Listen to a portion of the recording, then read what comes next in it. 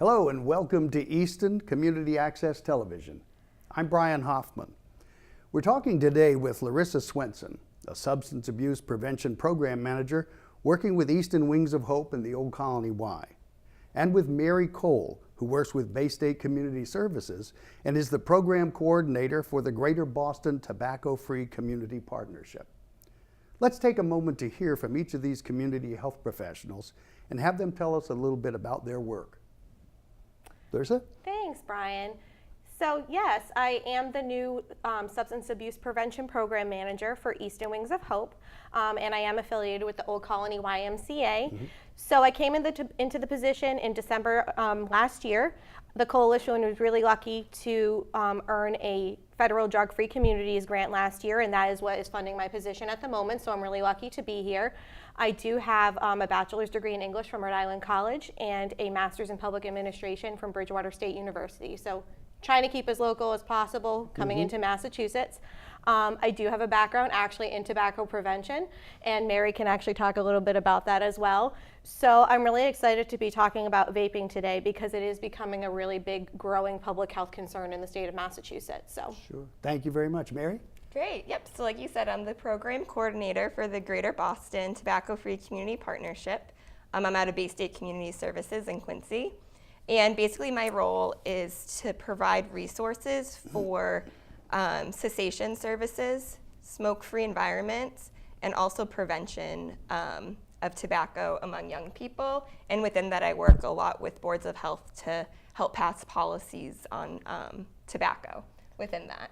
So my background as well is I have my master's in public health from Boston University. And during my time there, I actually did a whole project on e-cigarette prevention among young people. So it's kind of how I found myself in this position right now. And currently, e-cigarettes and vape pens, it's all the rage, as you were saying before, and that's why we're here today to talk about that. Great. And may I add too, Brian, I mean, the mission of Easton Wings of Hope is to reduce youth substance rates through education, awareness, and policy change. And one of the big things we're doing here today with you is we're educating the Easton public and the Easton community about really what vaping is and how it's seriously just not harmless. Sure, yeah. Thank you both, and thank you both for being here. Thank you for watching as well. We're here today to really talk about this expanding use of e-cigarettes. It's come to be called vaping, kind of shortening off the vapor or vapor smoking, and we're going to get to that in just a moment. But we really want to focus on what is it, where did it come from, and what harms does it pose to the community, especially children, but to everyone across the community. We're going to do this in two segments. In the first segment, we'll see if we can't shed some light on what this is, this vaping, where it came from, how it got here, and how insidious it is in terms of the way it's worked itself not only into the community of Easton, but communities across the Commonwealth and indeed across the country. In our second segment, we'll try to concentrate on what we, you, me, our healthcare providers, law enforcement, state and municipal government, what we can do about this as we look to make sure that what we work for is a healthier community, and that includes how do we manage this whole idea of e-cigarettes and vaping. Mary, Larissa, help us a little bit. What exactly is it? Where did it come from? How did we get to where we are today? Sure. So in 2003, we know that e-cigarettes, they came on the market then. And actually a Chinese pharmacist, he invented e-cigarettes to help people quit smoking because his father actually passed away. And so we kind of always think of e-cigarettes as a cessation device and a safer alternative because that is how they started. However, as time went on, these e-cigarettes, they started to evolve and they became more appealing to young people with different designs, more flavors, and really just more tech savvy in a lot of ways. And that's kind of why we're here today, because they're not just cessation devices anymore. They're tobacco products that young people are using at very high rates. Yeah. And to me, they're addiction tools as well. And maybe that's an unfair thing to say, but as a layperson, that's the way I view them. So, Larissa? Right, and correct me if I'm wrong also, Mary, these e-cigarettes and the vapes and the Juuls, they're not also FDA regulated as an official cessation device. So what's happening now at this point is a lot of people are feeling it's less harmful than conventional combustible cigarettes. However, we still don't know the secondhand, firsthand implications of these devices or the vapor that they produce. And what's happening at this point too is the FDA is saying, to add on to the flavor aspect that Mary was talking about, is the FDA is saying that these e-cigarette companies are adding in different flavorings to mask the taste of the tobacco, mask the taste of any other chemicals that might exist in these devices.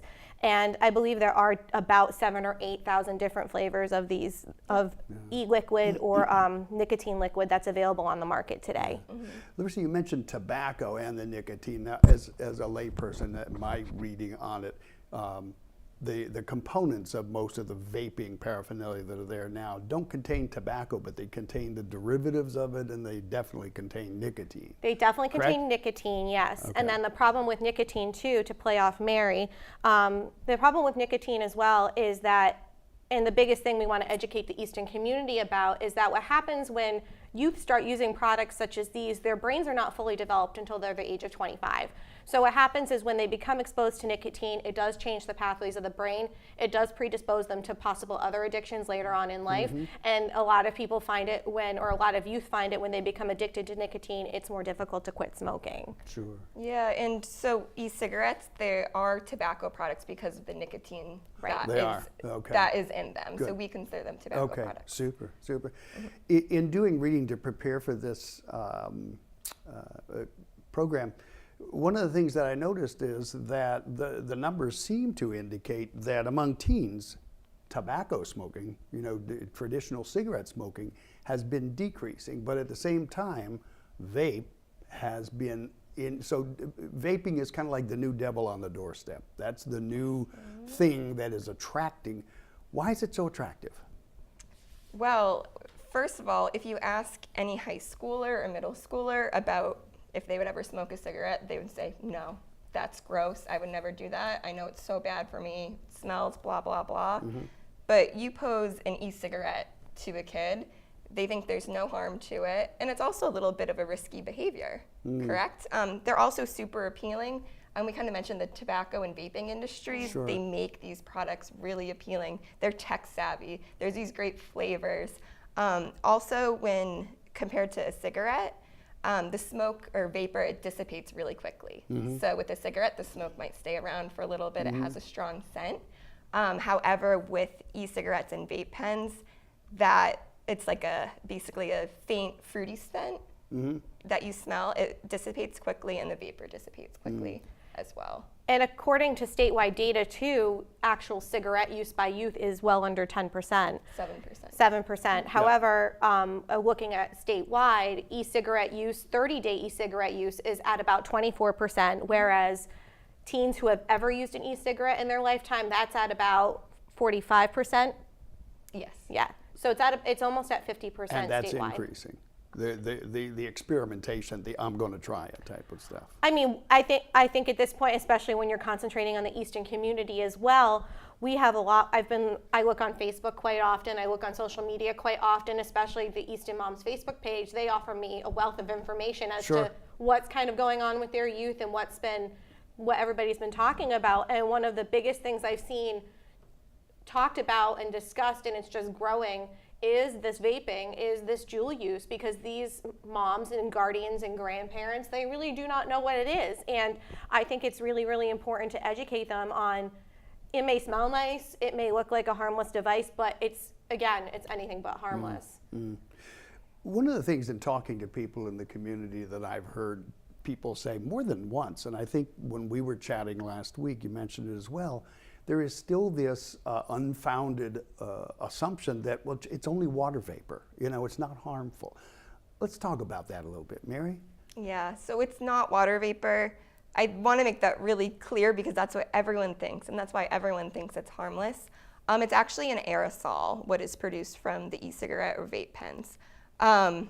And I'm actually just going to read to you Sure. what the Surgeon General says about the aerosol. And the reason I'm going to read it to you is because my brother didn't believe me when I told him that the e-cigarette aerosol was dangerous and not safe and there's chemicals in it. And I literally brought out the Surgeon General's report, and I read it to him, and he said, "Oh, I guess you're right." Yeah, So well, I think that helps us to get it right, Yeah. for the people who are watching this program as well. If you have some definitive information, that always helps. So Yeah, so I'll read try away. not to bore you with it, but it's just a few sentences. So the Surgeon General says, e-cigarette aerosol is not harmless. It can contain harmful and potentially harmful constituents, including nicotine. So the aerosol created by e-cigarettes contain ingredients that are harmful and potentially harmful to the public's health, including nicotine, ultrafine particles, flavorings such as diacetyl, a chemical linked to serious lung disease, volatile organic compounds such as benzene, which is found in car exhaust, and heavy metals such as nickel, tin, and lead. So that's what's inside these e-cigarettes. Doesn't sound very enticing at all when you look at it that way, and yet it is very enticing, especially to younger people, teens, preteens, folks in high school age and going on into college. One of the, and you mentioned it early on, one of the things is the amount of regulation or the lack of regulation. Now, as I understand it, and correct me if I'm wrong, some of the producers of the vaping paraphernalia are actually what we used to think of as traditional tobacco companies, correct? And others are not. Others have gotten into this industry either by making the paraphernalia itself or pulling together the extracts that you infuse in there. But they're not regulated, right? The production of the e-cigarettes doesn't have the same regulation from the FDA that tobacco does? So currently, the regulations are not the same as tobacco products. There's a deeming rule, basically, and I believe it's 2022 or 2024 when these products are going to be more regulated. But currently, what I think is really crazy is that the ingredients, they're not regulated at all, so they don't have to be accurate. And I'm gonna just show you a little example with this product. So basically all e-cigarettes, e-liquids, this is an e-liquid, they contain nicotine. Even if they say they don't, there's been tests that shown they still do. So this says 0 nicotine on the top. And then on the back it says, this product does not contain nicotine. Then you go to ingredients, propylene glycol, vegetable glycerin, food flavors, and nicotine. So that's kind of A little something bit of a shocking. disconnect there. That's a little dangerous, yes. Yeah, it's Yeah. really, and that scares parents a lot of the time too, to say, wow, we didn't think this had nicotine in it, and it actually does. And the other thing about the e-liquid that goes into these vape pens, or the e-liquid that you find in some of these other relatively novel devices, is one of the ingredients is propylene glycol. And propylene glycol is basically reminiscent of vegetable oil. And basically what's happening is you're sucking in that chemical, and I don't really think anybody wants propylene glycol or something consistent with like vegetable oil in their lungs.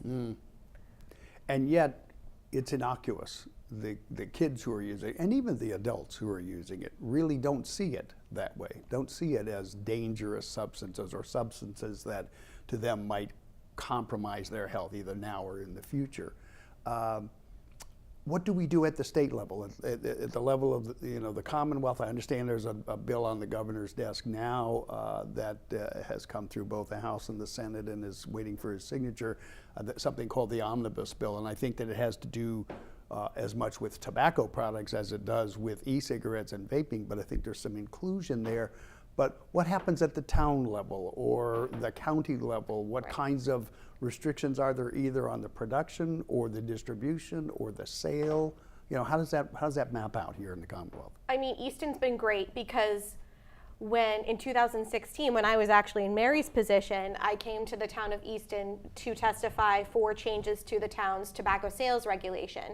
And the Board of Health did a great job. They voted in some great policies, which include restricting flavored tobacco products to tobacco-only stores. So what happens now is you cannot go into a convenience store and see any of these flavored tobacco products on the shelves. Another really great thing that they did is they did raise the minimum legal sales age to 21. It's been said by raising the minimum legal sales age for tobacco products to 21 is you are removing individuals who are 21 from that social circle of younger friends that they may have. So the younger individuals are less likely to get tobacco products from their friends. Because if it was 18, you're still hanging out with 17, 16-year-olds, whereas if you're 21, you're with hopefully college friends and friends that are slightly older. So it does take that component out as well. Another great option that they did is, or another great policy that they implemented is they raised the minimum pricing for cigars and cigarillos, which we don't have any on display here, but they're the really thin cigars. And they used to be relatively cheap. You used to be able to buy a pack of 2 for about 99 cents. And here now in Easton, you cannot buy a cigar or a cigarillo for anything less than $2.50 or a pack for $5.50. Okay. So raising the price on those products definitely deters that youth buy. And also, one of the things I think Easton also needs to take a look at too, as far as their policies are concerned, and Mary, you can speak more to this, is capping the number of tobacco sales permits.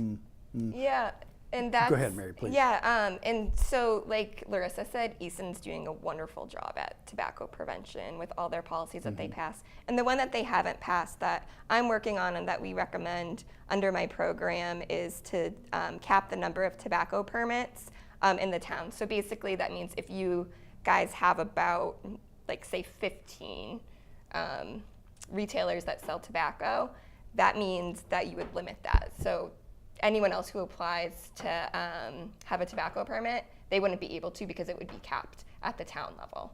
Kind right of putting caps on it the same way we do in terms of liquor sales and who has license to sell that within the town and so on and so forth. Exactly. Larissa, you talked about the fact that even though they're available maybe 2 for $1, the price is $2.50. Does any of that difference go back into education and cessation training and things like that, or does that just go to the distributor and not come back to the town? I believe statewide at the moment, the extra money does not necessarily go back towards educational purposes or cessation purposes. Ideally, it probably would, but right now at the moment, it does not, no. Yeah. Earlier on, you mentioned something that I think ought to concern all of us, and that is at a younger age, there certainly is the proven capacity for things like nicotine and other substances to impact brain development. Right. Can we talk a little bit more about that? And my purpose is not to scare our viewers, but to give them the information that really will help them understand this really is, a situation with serious consequences. Can you talk a little bit more about that? Sure. So let me start by saying that 9 out of 10 people that use tobacco products, they started using these products before age 18. So that shows that the adolescent brain is particularly vulnerable to addiction and to nicotine specifically. And that's also one of the reasons why we're so concerned that so many young kids are using these products, because they're very vulnerable to addiction. And Larissa did basically mention a lot of the risks of youth exposure to nicotine. So they are more prone to mood disorders and depression by using nicotine at a young age. Also, they're more likely to develop addiction to other substances as well, including things like heroin. What else am I missing, Larissa? I think what also is what you're missing is obviously it does predispose the teen brain earlier on for later on addiction, which we do not want to happen. The purpose, like I said, of Wings of Hope is to provide education. Sure. So youth do not start using substances. And I think what's really important to understand is if they do become addicted to nicotine, like I said earlier, again, they are more likely to use other substances later on in life. It does cause depression. It does cause anxiety. And I think one of the really other important things that we need to know is that it's just that impulse portion of the brain is not fully developed yet when you're a teen. And the problem, by no means are Mary and I pointing the finger at any teens in the Commonwealth or in the state or in Easton or anything like that. It's the tobacco industry that's basically targeting these youth. These products are really sweet, they're relatively cheap, and they're easy to get. And what we're trying to prevent from happening is these companies are normalizing these other tobacco products for youth to take a look at and for youth to purchase. And by removing that normalization and bringing in the facts, we are showing people again that this is not just something you can pick up and enjoy. Using vaping pens or using Juuls will have dire consequences later on in life. Yeah, and we're going to talk about this in the second segment too. We talk about what can we do, but it seems to be there's pretty clear evidence that the manufacturers are indeed targeting young people in the way they approach the advertising for it, the way they make it look, the way they make it sound, the kinds of social circumstances they'll show their products being used in. They really are targeting teens and preteens. But I think it doesn't stop there. There are certainly plenty of people who adopted e-cigarettes as, you were talking about it earlier, Mary, as a way to quit smoking. And addictive behavior isn't just relegated to teens. It happens at lots of different levels and stuff. Do we know anything about the impact on the general population in terms of other health issues, things like COPD, allergies, asthma? Is there any evidence that says this stuff, is harmful, for those kinds of conditions as well?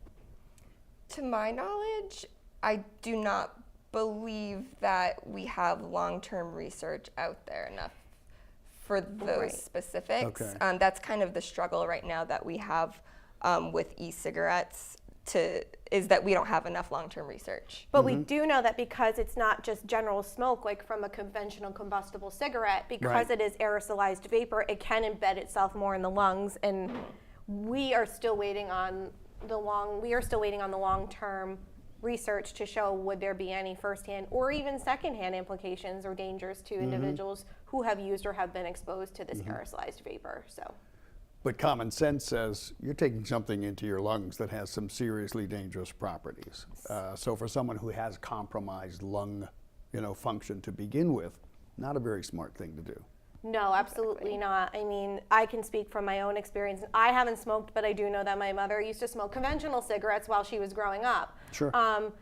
She now has full-blown asthma. She was diagnosed with asthma when she was 40. I would never want her around any of these products because I know that there's lots of harmful chemicals in these products, and I wouldn't want her breathing them in. And also to note as well, the aerosol, which if you inhale it or if you blow it out, it's not safe for other people. So there is secondhand smoke, and the Surgeon General says that as well with the aerosol. So if someone is vaping an e-cigarette around kids or anyone else, that vapor is not safe around them, the aerosol. And that brings up another topic that I think usually kind of works its way into these kinds of discussions, and that is, what is the risk to pregnant women or the risk to the developing fetus? We talk about what kind of impact nicotine or these other substances have on not just brain development, but embryonic development stuff. Any science on that yet? Any details out there other than the fact that I think anyone who is pregnant or thinks that they're going to be pregnant, probably should avoid stuff like this. But is there any data out there yet? So we know that we don't want any pregnant women using e-cigarettes, and the main reason is because of the nicotine in them. Nicotine exposure to the fetus is dangerous, and so it is not recommended for pregnant women to use those products. All right. So we wanted to focus this first segment on what is it, where did it come from?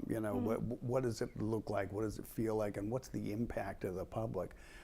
In our next segment, we're going to talk more about what we can do to control the use of e-cigarettes and vaping, to help educate the public, whether it's parents, teachers, kids, because they talk to each other and kids trust each other in terms of the dialogue they have far more than they do the parents sometime. I remember that from my own kids.